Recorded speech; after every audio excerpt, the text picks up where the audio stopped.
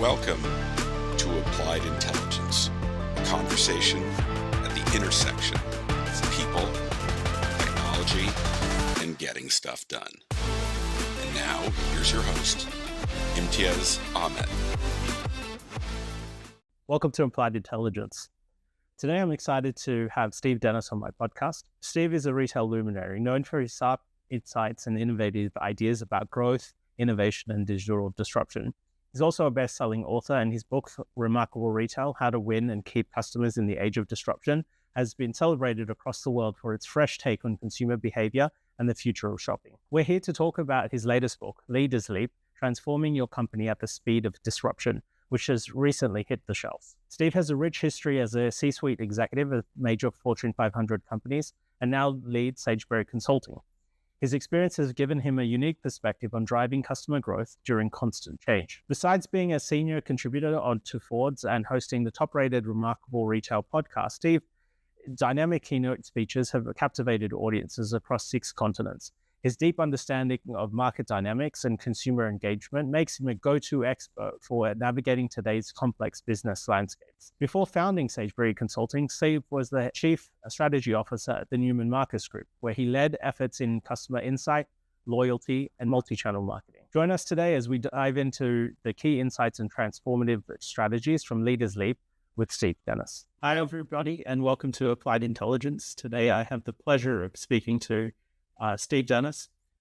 Steve, I'm going to let you tell your story as the introduction, and we're going to open with a question that I ask all my guests, which is, if your autobiography had 5 chapters, what would the chapter titles of each section be? Well, it's a great question. It's not one that I've been asked too much, but in that way. I think the first would be some version of kind of lost and afraid. My childhood was very difficult. I had a mother with mental illness, and so there were a lot of things that were quite challenging in many respects. Then probably chapter 2 was something like wandering, because I was trying early in my career, and as I went into the professional life, to try to find what I was excited about and one of those kinds of things. Third would be probably something like me, because I got very selfish, ego-driven, success-driven, really decided to try to focus on working my way up the corporate ladder once I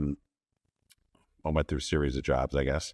Fourth would probably be something like awakening or wake up, where I realized some of the things I was doing were not really super helpful to me, and tried to understand what I really wanted to do and explore a different path and get moving in that direction. And then the fifth, which is the last bit here, is probably like growth and transformation, something along those lines. So when it comes to having a life where, you start off with a lot of adversity, you start off with a lot of challenges, in that as a child or in your teens, what motivated you to work hard and do the things that you got to do in your career? Well, I think some of it was trying to find a path that got me out of some of the things that weren't so enjoyable and, get attention or success. So for me, that was initially around athletics. Then it moved more towards academics, some leadership kind of positions. So both high school and college, I was kind of an extracurricular overdoer or whatever. And, that got me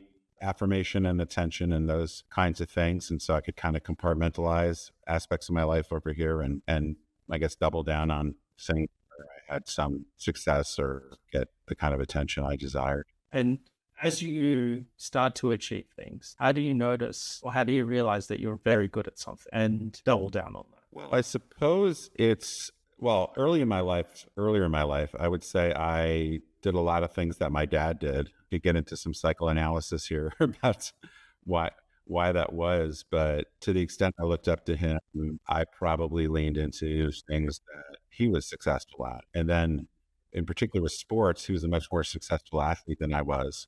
So I tried that for a while, started to see that, I'm never going to be as successful as he was, maybe move to something else, which is more around academics and leadership. But certainly a little bit of trial and error. I was pretty willing to try within a fairly narrow range, I guess, in some respects. I was willing to try things, and then, I get some positive feedback, and then I just do a little bit more, and I do a little bit more. If it doesn't go, things don't go so well, I'm like, less of that or maybe stop. So there's definitely an aspect of trial and error and encouragement. I had a few mentors of sorts that also pushed me in a certain direction or helped me get better at some things. So I had the pleasure of reading your book, which is recently launched, which is Leaders Lead, Transforming Your Company at the Speed of Disruption. For me, the book, it tells your story, and it tells the story of how organizations really need to adapt and change and how they could possibly do that. And so for me, the beginning part of your book, you advocate for a complete reset in leadership mindset. So could you share like a story and an example of a time where a traditional leadership approach failed and how a reset could have really changed the outcome? Sure. Well, part of my background was when I first got into retail, which was several years into my career, and I joined Sears Roebuck and Company, which I imagine some of your listeners would know at one point was the world's biggest, most profitable retailer. When I joined, they had lost the top position to Walmart, but was still a very huge company with lots of struggles. And I spent 12 years there, the last few years, particularly working on trying to turn around the company. And aside from that, it's just a sad story, and it demonstrates how very successful companies can fail over time if they don't evolve. The leadership mindset there was largely around protecting the core business, even though we were quite aware of many of the struggles and many of the things we needed to do to get on a better path. In most cases, when push came to shove, we protected the core business. We defended the status quo, or we did very incremental things. And since then, I left there 20 plus years ago. But what I've observed is lots of companies, lots of organizations, in many cases, even the most successful ones, struggle to make that transition to the new world order, so to speak. So I think I was affected pretty early on in my career by seeing how a large successful company could really struggle to navigate disruption. In Sears' case, it wasn't so much e-commerce or digital. Obviously, what we've seen more recently in the last 15 years or so has been much more affected by digital technology and other forces. So what do you think in terms, and you had a beautiful term for me in the book, which is about incrementalism, being married to incrementalism rather than taking step changes, right? That safe space of just changing one or two things and not doing anything big. What do you think really drives that within a big organization, considering the impacts of doing transformation it's expensive, there's a lot of people around that can be impacted. Sure. Why do people just play safe? Well, I think there are at least a couple of things that work. The first, which is out of my lane of expertise to a certain degree, is that as human beings, we're wired, generally speaking, to avoid risk. So as I talk about in the book, that's super helpful when a bear is charging towards you, but not so helpful in lots of everyday or more strategic kinds of decisions. So I think we actually have to be very intentional and very focused and work hard to overcome how most of us are wired. Obviously, people are along a spectrum of how risk averse or not they are, but it is something I think that requires a lot of attention and intention. I would say in the corporate world or bigger organizations, most people, myself included, that have success within a more bureaucratic kind of organization, you generally don't get rewarded for rocking the boat. You generally get rewarded for perpetuating the organization, meeting your quarterly targets. If you're a publicly traded company, being focused on continuing to do what made you successful in the past. So if there needs to be a shift, it's not automatically something that people gravitate to. A lot of this, some folks may be familiar with Clayton Christensen's work, his book, The Innovator's Dilemma, which I try to update in many respects. He basically says part of the reason why legacy companies don't innovate is leadership gets rewarded for optimizing what they already have. And that often makes them blind, or even if they see it, unwilling to compete with themselves. And so disruptors come along and they find a little weakness or opportunity, which might be just 2 or 3% of the business, but that's the wedge in, and that allows them to expand and get scale and scope to perhaps totally remake an industry. So I think this is a pretty well understood phenomenon. I don't think I bring a lot of insight necessarily to the problem. I think the question is, what do we do about it? And what I try to do at Leaders Leap is provide a different perspective than some of the territory that's been covered by others. So you describe the 7 mind leaps that leaders must undergo to succeed in the future. Which of these mind leaps do you think that leaders most struggle with, and why? Well, I would probably say the first one, and maybe I should explain a little bit what I mean by a mind leap. I try to make the distinction between a set of mindsets that generally speaking leaders have, and then to contrast that with a pretty different place to move. So that's the leap. And which, depending on your situation, may or may not be more, or may or may not be super significant. But the first one I talk about is crush your ego. And I would say, I don't know if it's the one that most people struggle with, but in my experience, it's pretty foundational. Because as leaders, if we're going to change what our organizations do, we have to change ourselves first. And I think in many cases, ego is the enemy, to steal Ryan Holiday's title of his book. But I start off the chapter with a quote from a different author, which is, there is an enemy, and that enemy is you. And I think we're often our own worst enemies. And sometimes that's because we relentlessly cling to power. Sometimes it's because we have to be right. Sometimes it's because we're unwilling to see that what made us successful in the past actually may not serve us very well in the future, or actually might get in the way. So it may play out differently for different people, but I think in a lot of cases, the unwillingness to challenge your ego, get over yourself, so to speak. I'm the problem, it's me, to channel Taylor Swift, that great leadership thought leader. So that would probably be the one, but it's related to fear, which is one of the other chapters. So for me, I've been in many instances, especially, being on an e-commerce and digital media journey in my career, where I've been presenting to a lot of senior stakeholders, and most of them had no clue what I was talking about. But they would never say that in a public forum, i.e. in a business meeting. Right? Well, right. So, later on, some of them, not all of them, some of them would reach out and go, hey, can you explain ABC to me in terms of what you were, kind of explaining in that presentation? But a lot of people wouldn't. Yeah. And they were very happy to just continue with the status quo. And those are the leaders that, typically haven't, don't necessarily progress and adapt.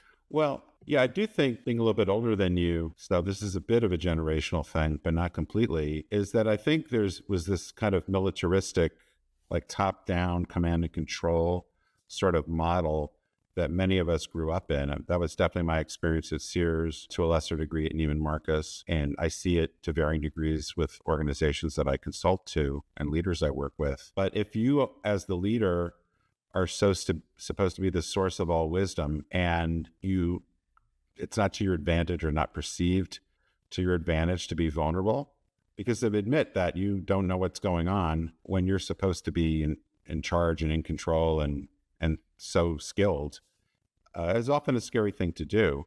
But it's perpetuated, I think, by a lot of the way I was taught and how I was brought up and what made me successful. So and I guess the other thing is, which I talk about a little bit in the chapter, is imposter syndrome, right? That I think many of us, and I've talked to colleagues and people I've advised, if you get them in a vulnerable moment, they may say, a lot of times I'm deeply insecure. I may look like I'm in charge or that I've got everything, but I'm projecting an image partially to protect myself. But in many cases, that's what makes you successful. I talk a little bit, though not too much, about my experience at Neiman Marcus. And during that time, my personal life was a mess at one point. I was separated from my wife. I had health problems. I was depressed. I never told anybody at the company that how bad I was struggling. I was just going to fake my way through. And, it turned out that, for a bunch of reasons, probably not worth getting into, was a bad path to take. It neither served my job, it didn't serve my family, it didn't serve me personally. So, but what I made up there was that the last thing I'm going to do is let anybody know that I don't know what I'm doing, that I'm struggling. I'm just going to grin and bear it and muscle my way through it. And, that's was certainly not the right path for me. And I would argue that, generally speaking, that's not a good way to show up at work, much less show up in your personal life. So you also discuss fear and biases can lead to timid transformations. Can you talk about a time when overcoming these personal challenges led to a breakthrough in your career or a company you advised? Well, when I left the corporate leadership positions, which was 15, 16 years ago now, I'd really been on a pretty great trajectory. I was the youngest vice president of a division over a division at Sears, 100-plus-year-old company, joined the Neiman Marcus senior leadership team, was getting more responsibility, making a ton of money. But ultimately, I wasn't very happy, and I wasn't doing the kind of work that I felt was bringing out the best in me. And as I said, some of that had to do with what was going on in my personal life, but a lot of that had to do with trying to understand where my interests and my skills really sat. And when I left and I took some time off and dealt with some of my personal stuff, I started to get to the point where I said, well, what are my skills? What are the things I really do? What brings me joy?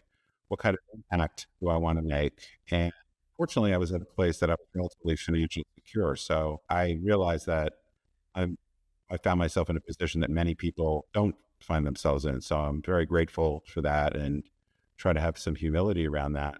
So that was a big advantage for me to be able to go in a different direction. But I try to really understand how I was my own worst enemy, what limited beliefs I had, and kind of open the aperture in terms of possibility. And I've taken a couple of pretty significant risks. Stepping off the corporate ladder to be an entrepreneur was a pretty big risk. Deciding that I was going to try to be an author and a speaker, which wasn't something that I had been doing in the first 50 years of my life or something. I mean, a little bit, but not in this particular way. That was a risk. Even writing this book, I'm pretty comfortable in the retail lane and talking about strategy from a more academic perspective, but to talk about leadership on a broader basis, to write in a less argumentative left brain sort of way as a stretch for me. So, I think it's easy to say, oh, just take a leap, let go of the past, all those kinds of things. I mean, those are very trite things to say, but I say them all the time. But there's an element of truth in it, I think, for many people, and definitely has served me well. And in many cases where I wasn't willing to walk through my fear or take some of those chances or trust my intuition, that's kept me stuck. A lot of CEOs right now, they're under a lot of pressure to deliver rapid transformation. But how do you balance that rapid transformation or the promise of delivering transformation with thorough strategy development at the same time? Well, so one of the concepts in the subtitle of the book, Transforming Your Company at the Speed of Disruption, is to really understand and accept the speed of disruption for your particular situation. So in retrospect, I probably could have been a bit more clear about this in the book, but there's plenty of industries where the speed of disruption is more or less non-existent or quite slow. I keep using the example of my dry cleaner. Like, I don't know that my dry cleaner is going through a ton of disruption, but I don't know, maybe there's robotics or AI or something like that. But my sense is they don't need a bold transformation. If you're in the department store industry, you've needed a bold transformation agenda for 20 years. So, so you have to understand how quickly you need to adapt, as well as the degree of change you need to deliver. So your mileage will vary, so to speak. But I think that's part of what I get at in chapter 2 about waking up, which is you have to, number one, open the aperture, because many companies, of course, get blindsided because they define their business too narrowly. Just go back to the department example. If you said, well, my business is, I sell a bunch of different merchandise from brands in a regional mall, in a 2 or 3 story building with escalators and departments, then your focus is on optimizing that. If you look at it from what the customer ultimately wants, there's lots of ways for customers to get the cosmetic sell. For example, Ulta is a company that started 25 years ago and is now worth more than the top 5 department stores in North America combined. So some of that is understanding your domain, what business you're in. It's kind of the cliched way people have talked about it. So a lot of it is doing the homework, accepting the reality of what's changing, seeing how fast and boldly you need to move, and then being willing to do it. But you're always, or shouldn't say always, in most cases, you're going to balance moving the core business forward, optimizing, turning the dial, while investing in that next set of things that are going to determine your future. So again, that's a portfolio approach. It's going to vary depending upon where you find yourself. It's just the worst situation, which unfortunately I've experienced this years, I've experienced as an analyst and studying different situations, is some companies get so far behind that they can't come back from it. And that's always a struggle, right? But I think the analogy that I was gifted once is, and I worked in a very small team within a very big company, and the analogy given to me was, think about yourself as a small cog in a clock, right? You're spinning, but you spin faster than the large clock. The large wheel within the clock. But eventually, your wheel, if you maintain your growth rate, is going to catch up to the big clock. And then we're going to need to work out, how do we integrate all of this stuff, right? Right. How do you take a bet on which of those small clocks or which of those small cogs in the watch that you need to take, right? So how do you prioritize those smaller transformation projects to start with, over, just doing everything that technology or other companies kind of push you to do? Well, it's not always easy, particularly since things are moving so quickly, and we live in for most of us anyway, a more complicated world. So I think the starting point is to do your homework, understand very realistically, break through any denial you might have about your situation, understand your threats, understand your opportunities, try to assess the stage of those. But in most cases, it's going to be a discovery and experimentation process. Like usually you don't go from a place of doing nothing to a bold, moonshot. Moving at the speed of disruption is not about being reckless or a bunch of Hail Marys. Like that's the situation you want to avoid. So like I said, I think it's typically a portfolio approach where you've got some research kinds of things, you've got some probes, minimally viable products, prototypes, what have you, as well as more pilots and everywhere in between. So again, depending on your situation, you're going to need a more robust pipeline.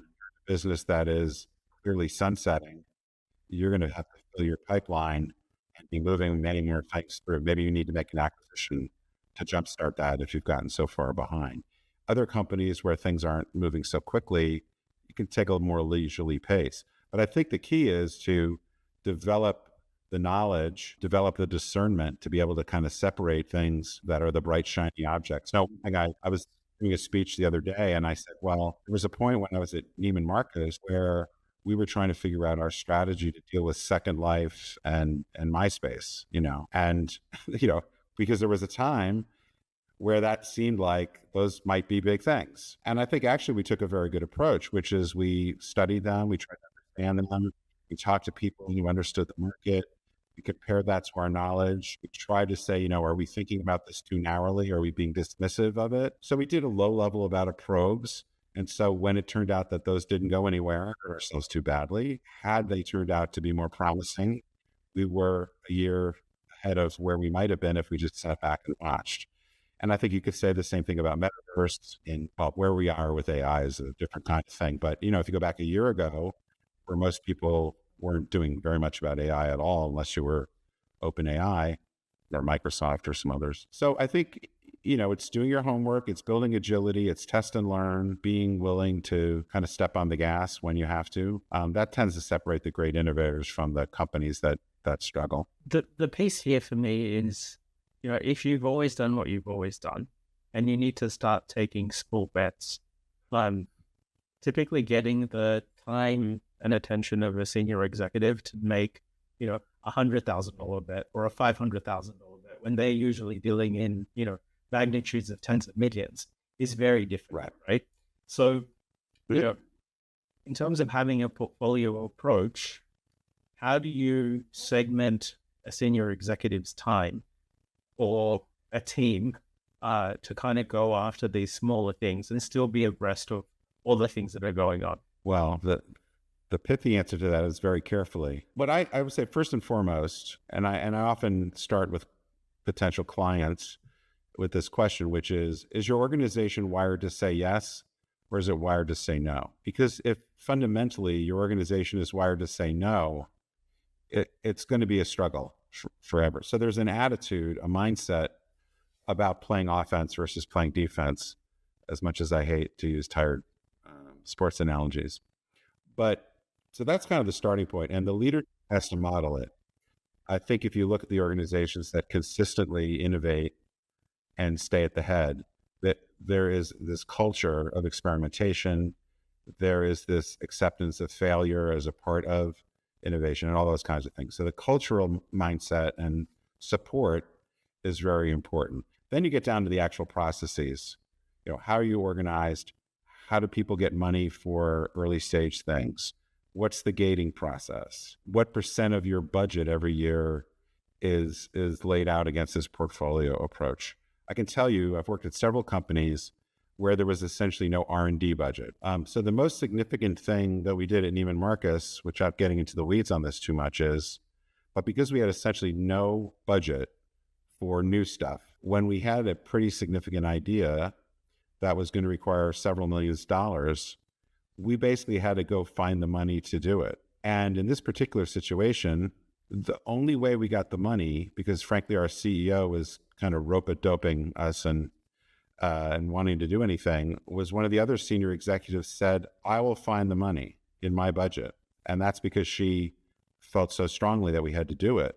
It was to the disadvantage of her personally in the short term and to her organization, because having to find the expense meant their annual budget not be as good.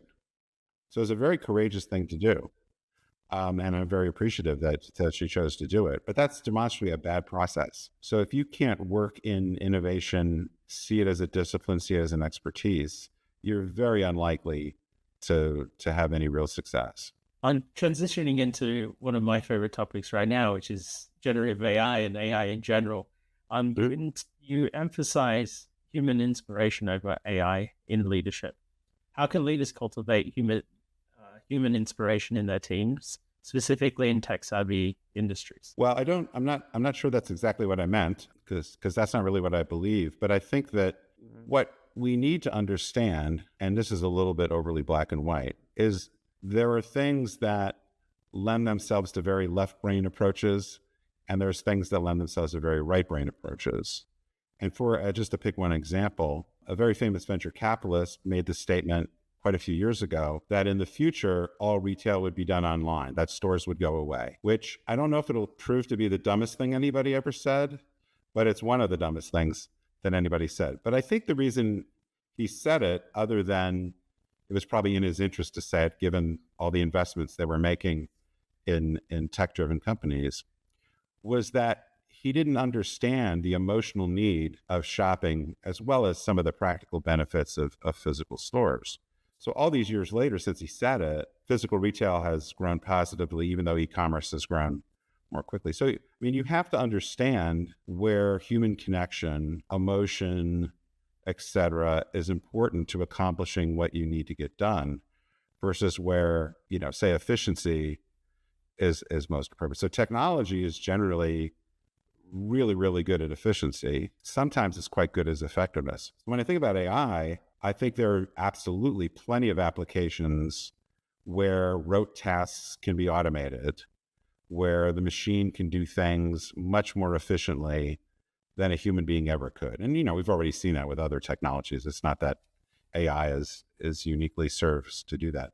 There are also going to be cases where AI can help human beings be more effective. So you may still have that face-to-face kind of, or direct with a human being kind of interaction, but it's fueled and made more powerful by technology. And there will also be times, at least in the near future, where, because we are human beings that crave connection, where, we're just going to want that face-to-face. Now, can machines eventually mimic that? Yeah, probably. But I think I guess my point in all that is we have to be very careful about where we're striving for efficiency, speed, convenience, low error rate, and where we're striving for connection. Most of the powerful brands, whether we're talking about retail or a cruise ship or whatever, the ones that earn the greatest returns play to our irrational side. Like, it makes no sense in one way of looking at it to spend $3,000 on a handbag. Yet LVMH is one of the most valuable companies on the planet because they sell, I mean, we used to say this in Neiman Marcus, we don't sell anything anybody needs, right? It's all about want, desire, etc. So, you can't line up the left brain thinking with the right brain thinking and explain how some of these things exist, and I think will continue to exist. But technology absolutely can enable things in much more powerful ways than we could imagine a few years ago. And I can't even imagine what AI and some new generation is going to be able to do in a few years' time. So I think this is the point people are missing, right? In the sense that AI is just another tool. It is just another tool, part of the toolkit of how we are going to continue to do business. We've always been doing things more efficiently. Now it's just accelerated. And as we think about Moore's law and computers getting more powerful over time, this is just the acceleration of what's already been happening, just in a new format. And rather than just linear tasks, it's more, it's grappling more complicated problems for us now. Yeah, the thing I might add to that, I'm not really disagreeing with you, but I think if you look at what's happened with the internet, broadly, right, there's a series of things where you say, well, okay, we're able to do more or less what we already did, in a better way. So if you think about, we used to sell mail order catalogs. Now we can put that on the web, save the paper cost, change it more quickly. It's a vastly superior mail order catalog, right? That's one way of looking at it. The thing that I think also happened with the internet is it did reset fundamentally certain things, like the ability, like if you think about Uber, Uber can match supply and demand virtually in ways that just weren't remotely close to possible.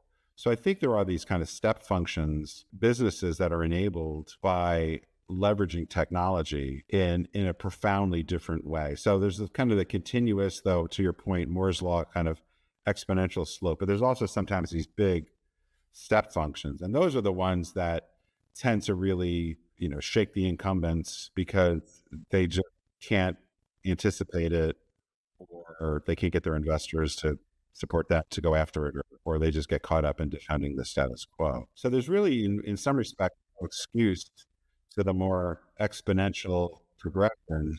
I kind of understand sometimes why the step function thing catches many companies. Not that they still shouldn't be prepared for it, but it is a much harder. You don't see a lot of success. Every business, as many people said, is ultimately going to fail. It's just a question of how fast. So in terms of sharpening customer focus, what are practical steps that companies can do to better understand and anticipate the requirements of their customers? Well, it's funny that so many companies still struggle with this, because I feel like, there are different forces, I guess, social media, et cetera. But what I see with most companies aren't good at this is they don't have a workable customer segmentation. They do it by catchy sounding persona titles, or by spending, or by RFM or some other technique. But they don't have, in many cases, what we were talking about earlier, which is the emotional overlay. They have behavior, but they don't have intention, wants, desires, what tribes I want to affiliate with myself. So you need to have a workable customer segmentation. And then you need to be able to track, and this sounds really simple, but a lot of companies don't do it. How are you doing with each customer segment in terms of awareness, acquisition, average purchase, frequency, net promoter score, whatever. But there are certain levers for each of those segments that you should really understand how well you're doing. And if you aren't performing as well as you aspire to, or if you see a weakness in where you need to be or hope to get, what's the why? And you need that whole system of measurement and understanding and response, and then ultimately the willingness to do something about it.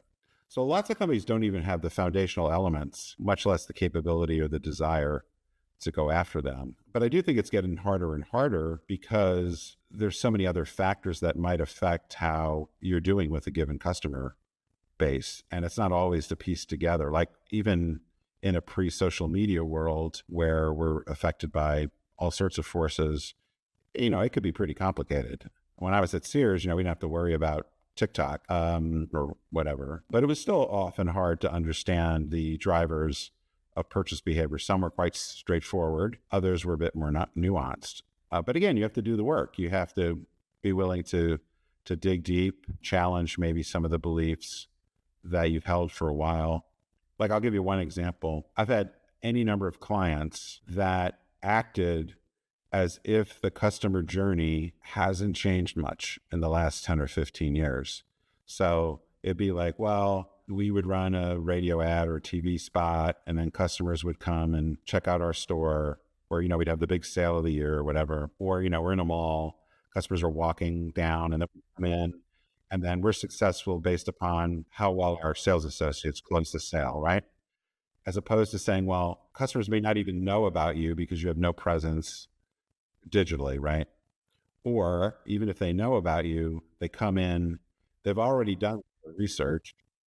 And in many cases, they may even know more than your sales associate, for all sorts of reasons. And so as soon as the sales associate looks like he or she doesn't know what they're doing, then they're out. Like, I'm going to go someplace, or I'm just going to go online because I don't have to deal with this incompetent person who's trying to sell me a maintenance agreement or open a credit card or whatever. So it comes back to one of the quotes that I don't include in the book, but I found myself saying, which is, if the world has changed so much, why have you changed so little? Because I think most of us, even if we're not a great student of strategy, just observes all this change. Yet so many companies and so many leaders say, oh my God, the world is so different. Oh my God, TikTok. Oh my God, Shein, Temu, whatever, AI. Yet they kind of keep doing the same set of things. And, in most cases, that's going to catch up with them. Or like I said earlier, you get so far behind that your options become constrained. In terms of persona definition and really going after, the target markets that you want to focus on, who do you think does it really well? One company I would point to is Tractor Supply Company. I'm not sure how many of your listeners would know them. I think there's a company that is in a lot of product categories that are available from all sorts of other retailers, Home Depot, PetSmart, et cetera, Cabela's, Bass Pro Shop. There are plenty of places to go buy physically and online the sort of products that Tractor Supply offers. But what Tractor Supply understands really well is who's at the center of their bullseye.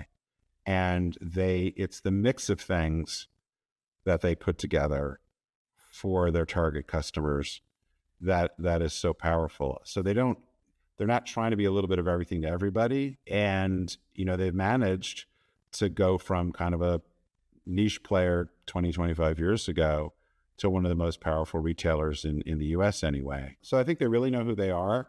One of the benefits, by the way, which is a challenge in e-commerce, is that Tractor Supply is very focused by the size of their stores. So if you want to contrast Tractor Supply to, say, a Home Depot or a department store, which has a ton of space, and the luxury of having a lot of space physically, again, the internet can be different, but physically is you're not that constrained by space.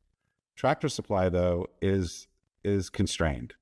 And it's a real benefit because they don't get talked into, well, maybe we could offer a little bit of this, a little bit of that. Maybe we could go after some of Home Depot's customer if we had 5,000 more square feet. Now, that's not to say, and I don't know, I have worked with them in the past. I don't know what their current plans are for bigger stores, but that discipline of being special, not big, of narrowing your aim, but really being stronger on the things that you stand for, that can be a real advantage. I like that, special, not big, because, the incumbents, there's so many of them, right? And I think in order to say that, you have to be special, which leads me to... Well, and one of the challenges, just quickly, one of the things I get to in the book is I believe this era of kind of massification is over. Not that Walmart, Costco, Amazon are going away. I don't mean that at all.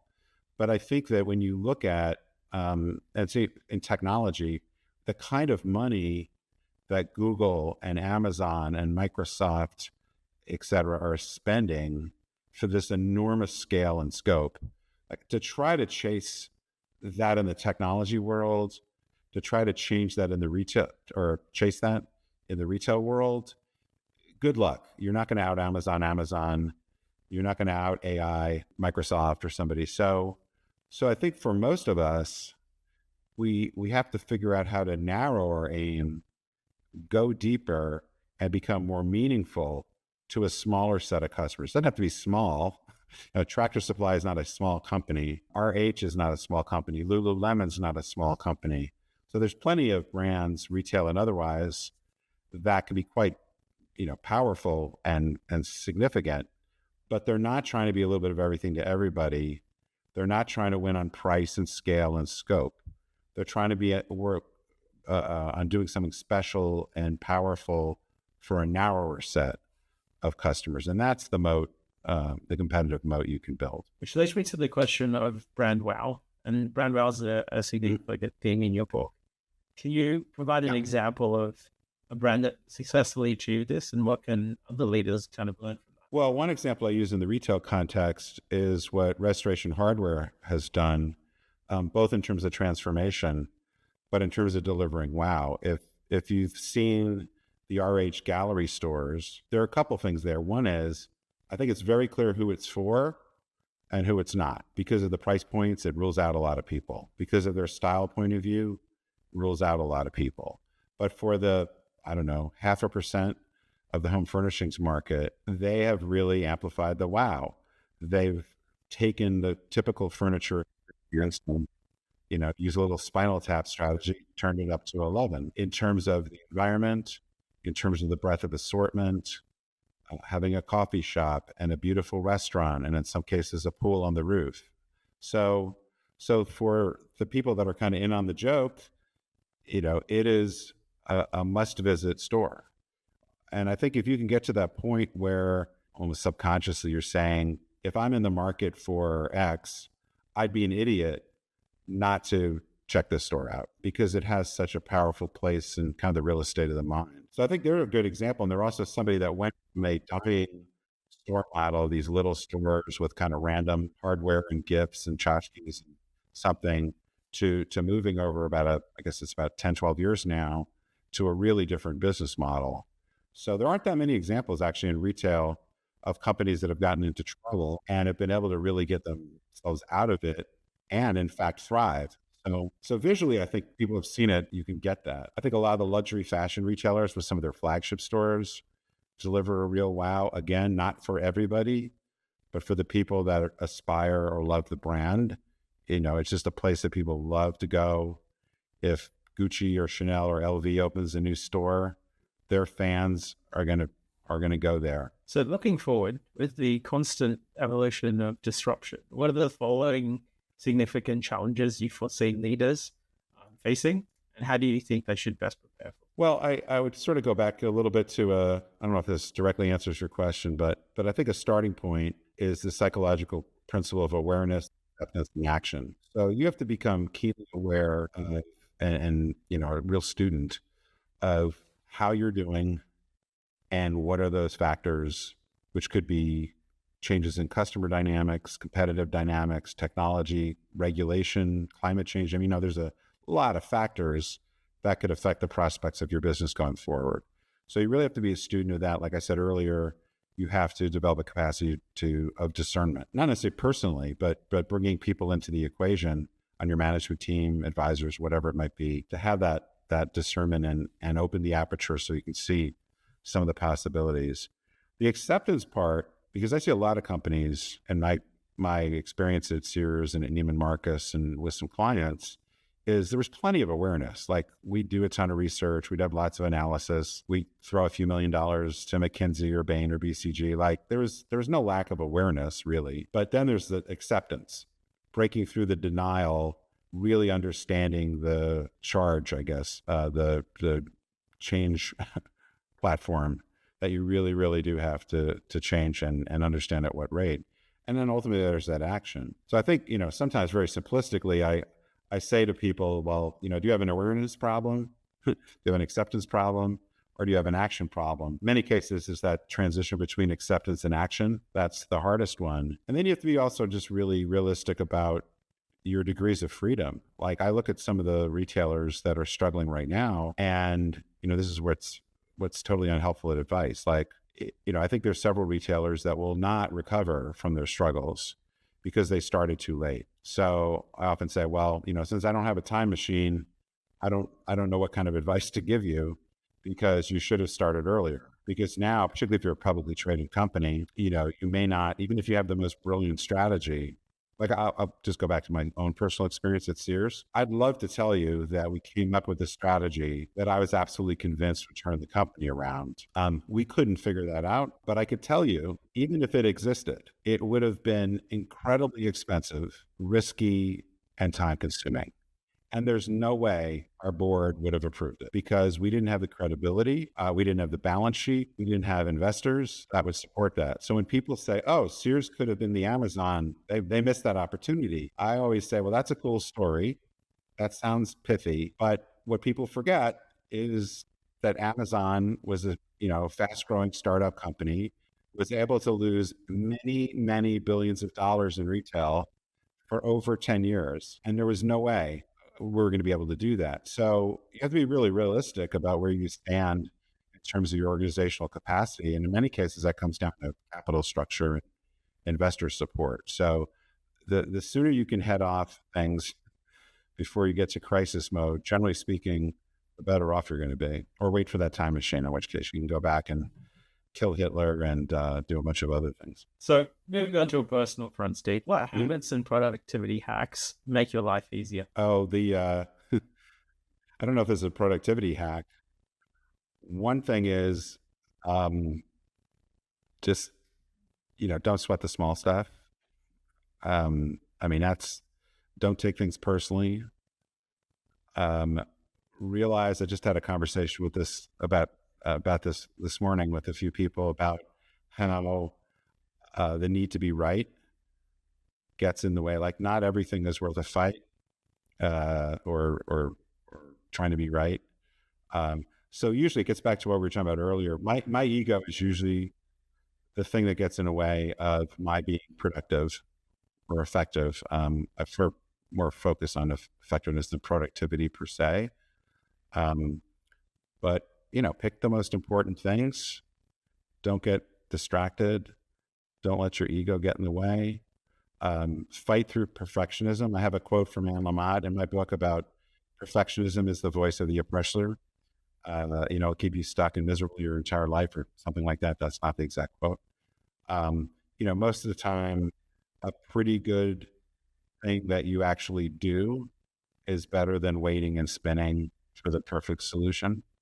I'll tell you, with a book, maybe this is a really obvious thing, but one of the scariest things about writing a book, which is maybe kind of anachronistic at this point, is I finished this book 6 months ago.